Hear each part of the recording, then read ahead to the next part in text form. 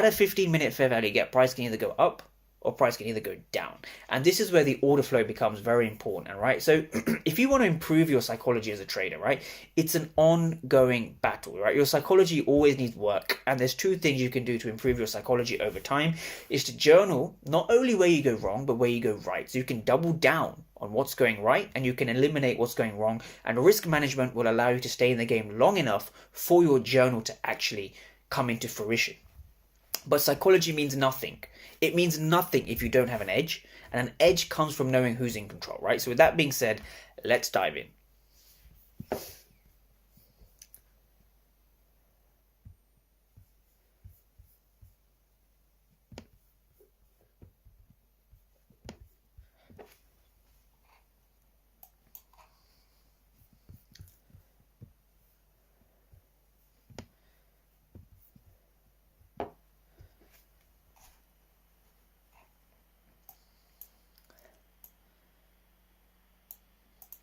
Okay, so here we have the ES or the S&P 500 futures, and we're going to be looking at the New York session just before the 9:30 a.m.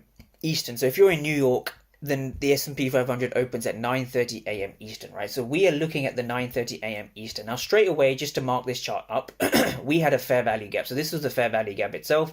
And I'm just marking the candle before the fair value gap. So this is our point of interest. So notice how ES respected this POI pretty much perfectly, right? So we saw price respecting this POI.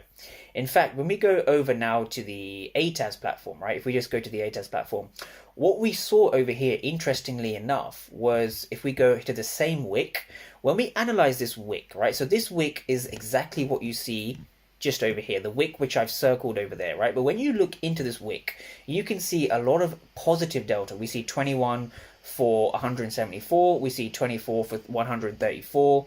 We see a lot of zeros at the top. So when you see a lot of zeros and you see positive delta, what that means is that there's more aggressive buyers than aggressive sellers.